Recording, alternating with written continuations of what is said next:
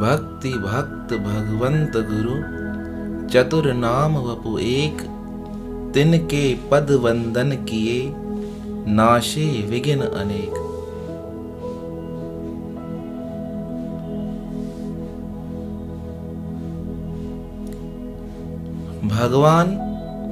भगवान के भक्त, भक्ति और सतगुरु, यह चारों भले भिन्न दिखाई देते हों, इनका स्वरूप भले अलग हो, पर इनका महात्म समान है। जो भगवान की भक्ति से जुड़ जाए वह भगवत स्वरूप हो जाता है। उसके दर्शन मात्र से जीवों का कल्याण होता है।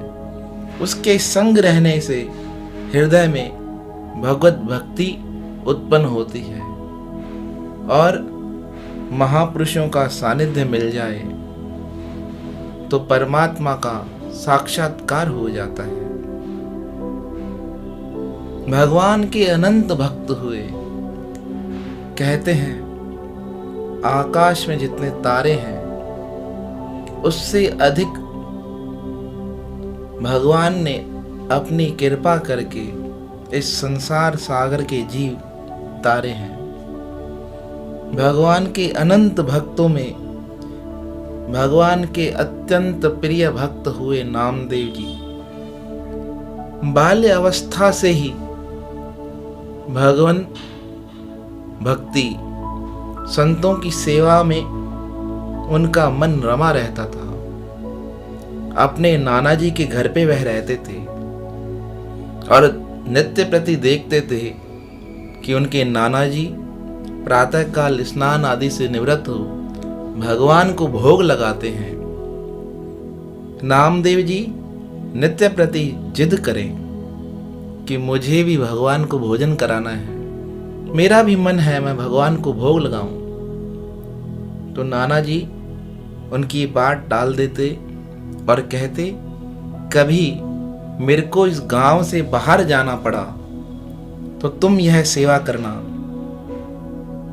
और एक दिन वह अवसर आ गया।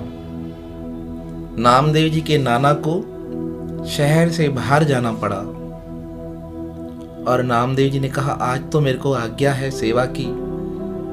नाना जी ने कहा सेवा करना, पर एक चीज का ध्यान रखना, जब तक भगवान भोग ना लगा लें तब तक स्वयं नहीं खाना। और वह बाल्य अवस्था नामदेव जी ने बात हृदय में धारण कर ली। नाना जी चले गए और सुबह सुबह प्रातःकाल उठे, खीर बनाई और बड़े भाव से भगवान के समक्ष रखा और कहा भगवान भोग लगाओ। क्या वह बालक उसे क्या जानकारी कि भोग लगाकर उठा देते हैं। भगवान तो नेत्रों से भोजन ग्रहण करते हैं, पर वह बालक समझा नहीं। एक दिन निकल गया, इंतजार करते करते दूसरा दिन हुआ, भोग लगाया, भगवान ने खाया नहीं और मन इतना निश्चय कहा भगवान नहीं खाएंगे तो मैं भी नहीं खाऊंगा। तीसरा दिन होने लगा। माता ने कहा तुम्हारी शरीर की कांति क्षीण हो रही है, क्या बात है नामदेव? कुछ बोला नहीं। आज भगवान के समक्ष गए, कहा कल नाना जी आ जाएंगे, पूछेंगे तुमने भोग लगाया और हे भगवान तुम नहीं खाओगे तो मुझे डांट पड़ेगी, तुम खाओ, भोजन करो। नाना जी समझ जाएंगे मेरे मन का भाव सच्चा नहीं है, पर भगवान प्रकट नहीं हुए। ऐसे रोते रोते नामदेव जी ने थोड़ा क्रोध में भरकर पास में एक कटार पड़ी थी, उस कटार को अपने सीने पे लगा दिया। कहा भोजन करोगे या अपने आप को मैं स्वयं खत्म करूं। ऐसी भक्ति निष्ठा देखकर भगवान प्रकट हुए और भगवान ने भोजन खाया। सिंध के एक कवि हुए परमानंद जी, उन्होंने भजन बनाया, रखी काती पैंजे कंध थे, लगु नामो पाण के मारण, परमानंद श्याम आयो, नामे जा कष्ट टारण। छो तो भगत करी बर्बादी, तू जीते हार मुखादी, दे खीर छड घुसो। अब भगवान मनाने लगे, कहा मुझे दूध दो और अपना गुस्सा छोड़ दो। और भगवान ने खीर खाई।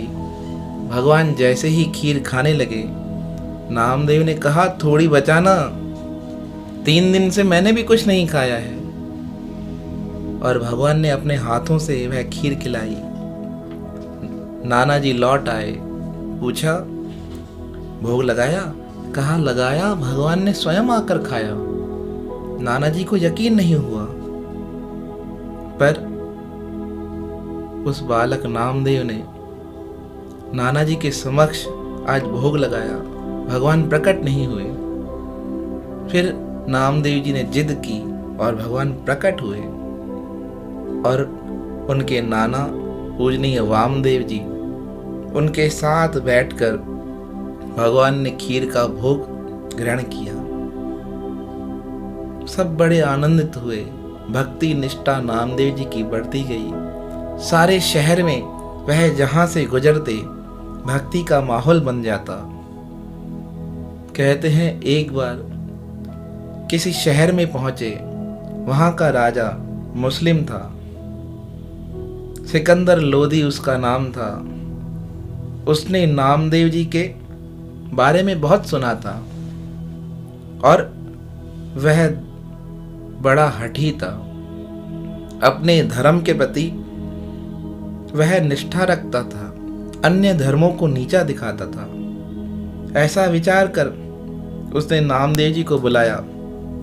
कहा मैंने सुना है तुमने अपना प्रचार कर रखा है। अगर तुम्हारी भक्ति निष्ठा इतनी सच्ची है तो यह जो गाय अभी मरी है उसके लोगों ने ही उस गाय माता को मारा था। कहा इसे पुनः जीवित करके दिखाओ, तब हम मानेंगे कि तुम्हारी निष्ठा सच्ची है। नामदेव जी गौ माता को देखकर द्रवित हो गए। कहा कैसा निर्दयी है, हमारी गौ माता को अत्याचार किया है इसने। और हृदय से प्रार्थना कर लगे, परमात्मा मैं चमत्कार नहीं दिखाना चाहता, मैं तो तेरी भक्ति करता हूं, पर अब तुमने रामायण में कहा है विप्र की रक्षा के लिए, गौ की रक्षा के लिए, भक्तों की रक्षा के लिए तुम अवतार लेते हो। आज मैं तुम्हारा भक्त हूं, यह गौ है, विप्र परेशान है, उन सब की रक्षा कीजिए। और नामदेव जी ने बड़े भाव से पद गाया और भगवान मान गए, रीझ गए, क्योंकि भगवान स्वयं चाहते हैं कि मेरे भक्त प्रकट हों। सद्गुरु स्वामी टेऊराम जी का एक बड़ा ही सुंदर भजन है, प्रभु ने अपनी कृपा धारे, आद जुगाजुग निज भक्तों के आकर दुख निवारे। नामदेव हित गौ जिवा कर, लाज बचाई प्यारे। सैने सदने का दुख मेटे, ताके काज समारे। प्रभु ने अपनी कृपा धारे, आद जुगा जुग निज भक्तों के आकर दुख निवारे। सतगुरु टेऊराम महाराज जी लिखा, अपने भक्तों की परीक्षा लेके भगवान उन्हें समस्त संसार के आगे निखार के प्रकट कर देते हैं। वह मुसलमान राजा सिकंदर लोधी चरणों में गिर पड़ा। कहा महाराज मुझे क्षमा करें, मुझसे भूल हुई। नामदेव जी ने कहा आज के बाद किसी संत की परीक्षा मत लेना, किसी भक्त को परेशान मत करना, गौ माता पर अत्याचार नहीं करना। यह सब बातें बड़ी खराब हैं, परेशान मत करना किसे। नामदेव जी की भक्ति का प्रभाव देख सिकंदर लोधी चरणों में गिर पड़ा। कहा महाराज मुझे क्षमा कीजिए, कभी आगे से ऐसा अपराध नहीं करूंगा, किसी संत को नहीं दुखाऊंगा, पर मेरा मन है आप मेरी ओर से कुछ ग्रहण कीजिए। नामदेव जी ने कहा, मुझे किसी भी चीज की आवश्यकता नहीं। पर बहुत जिद करके उसने एक सोने की शैया नामदेव जी को दी और कहा, महाराज मेरे सैनिक उठाकर आपके घर तक लेके चलेंगे। नामदेव जी ने कहा, यह भगवान की है, मैं अपने इस्तेमाल में नहीं लाऊंगा, इसलिए मैं भगवान का सेवक हूं, मैं स्वयं इसे उठाकर लेकर जाऊंगा। और नामदेव जी उठाकर चलने लगे। रास्ते में यमुना नदी पड़ी, ध्यान गया, कहा भगवान के लिए यह रखना तो इसे संभालना पड़ेगा और भक्ति से मन हटेगा। और उन्होंने उस शैया को, सोने की शैया को यमुना नदी में बहा दिया। राजा को जब यह बात पता चली फिर क्रोधित हुआ और नामदेव जी से कहा, आपने हमारे इनाम की कदर नहीं की।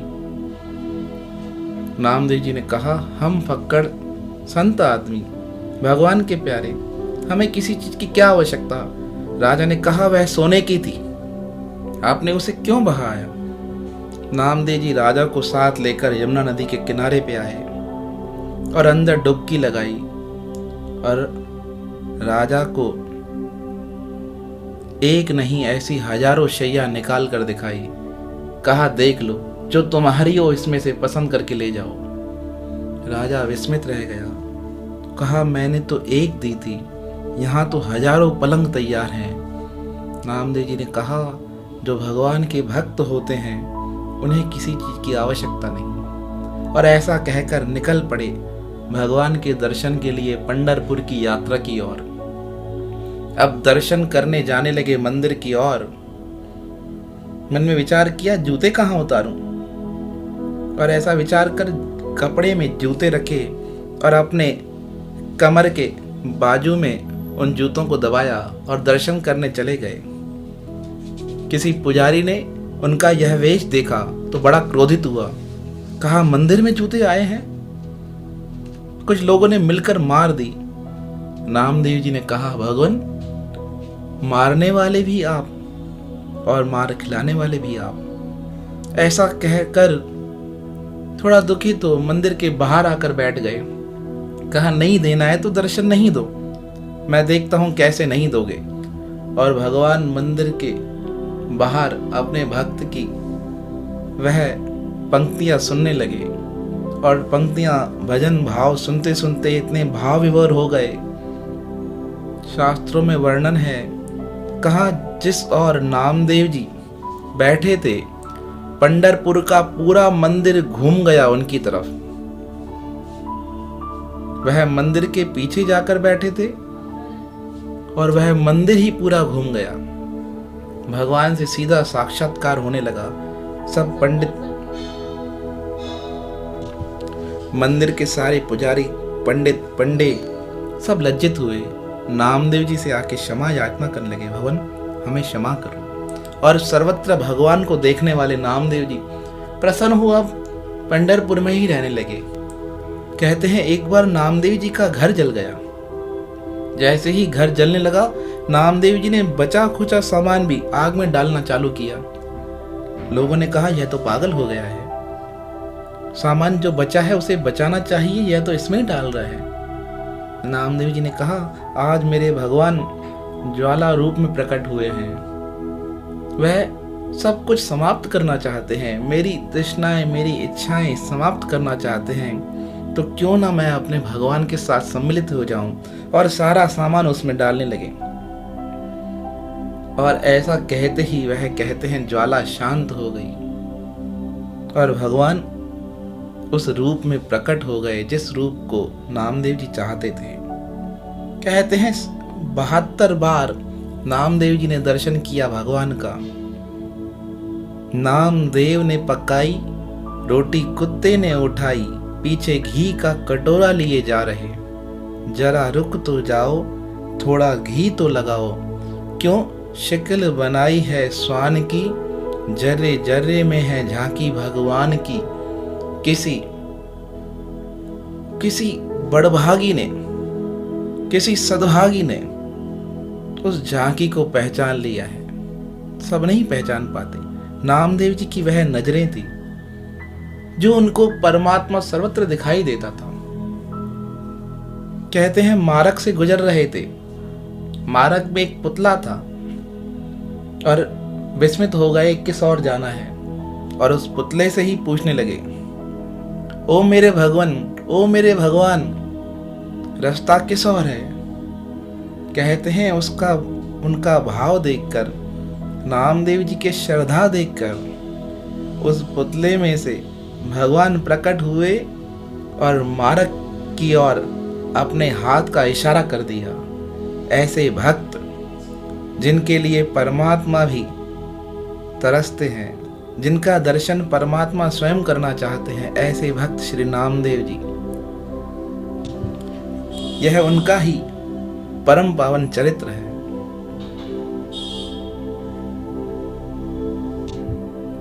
भक्त नामदेव जी के चरित्र में ही एक बड़ा सुंदर वर्णन आता है, किस प्रकार उन्होंने तुलसी जी की और भगवान राम की महिमा को प्रकट किया। कहा एक बार पंढरपुर में एक सेठ अपने आप को तराजू में तोलकर और दूसरी तरफ सोना रखकर गरीबों को दान देता जा रहा था। बहुत लोग उसके पास आए और सबको उसने दान दिया। सब लोग प्रसन्न होकर जाने लगे। तब सेठ जी ने पूछा, कोई बचा है जिसने दान नहीं लिया हो। तब किसी ने कहा, भक्त नामदेव जी अभी तक नहीं आए हैं। उसने बुलावा भेजा।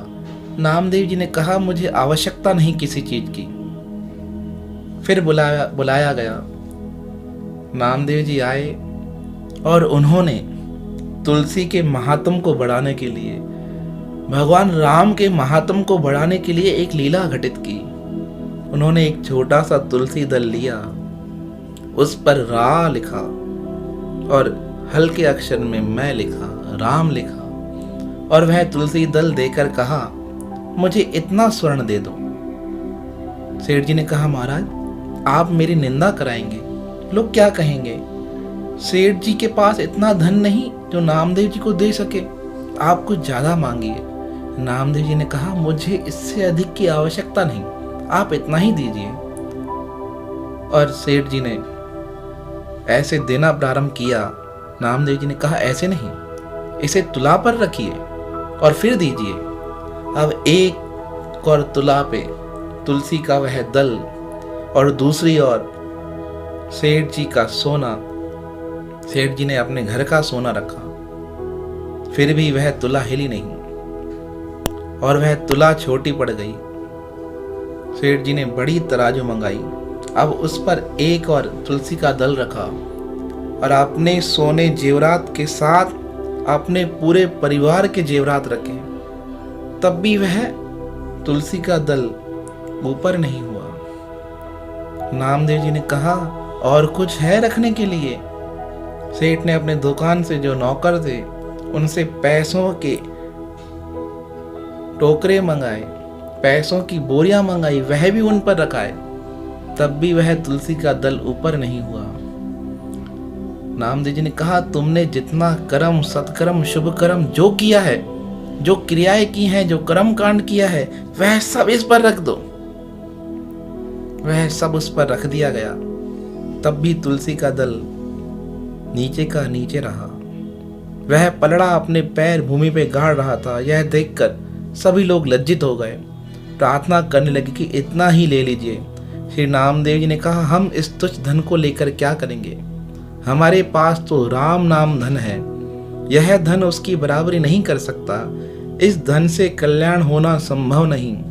नाम की और तुलसी की महिमा देखकर आज से इस धन को तुच्छ समझो, राम नाम रूपी धन से प्रेम करो, गले में तुलसी धारण करो, राम नाम जप करो।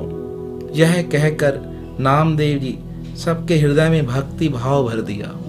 देखो भक्तों का भाव कैसा होता है, वह भगवान को कैसे प्रकट करते हैं, भगवान के नाम को और भगवान की प्रिय तुलसी को नामदेव जी ने कैसे प्रकट कर दिया।